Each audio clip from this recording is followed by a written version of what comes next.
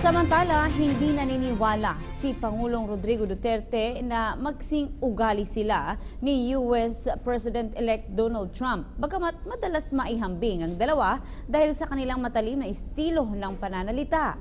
Sa kabila naman ng kanyang pagbati sa pagkapanalo ni Trump, siniguro pa rin ng Pangulo na hindi magbabago ang kanyang saloobin pagdating sa Estados Unidos at mananatilian niyang kaibigan ng China para sa kanya. Si Aya Macalma sa detalye.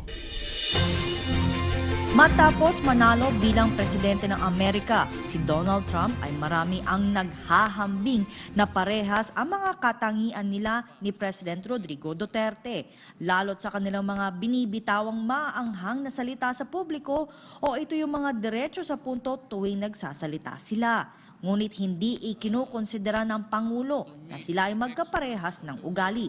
Anya, wala sa level niya ang isang makapangyarihang tao sa mundo para siya ay ikumpara.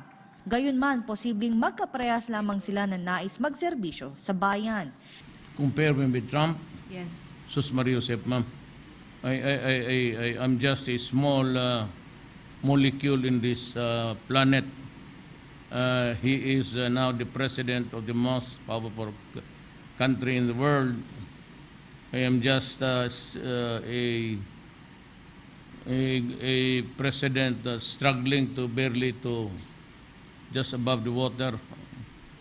Ang ano natin, I say we have to worry about ourselves first. But comparison, no, I don't think we.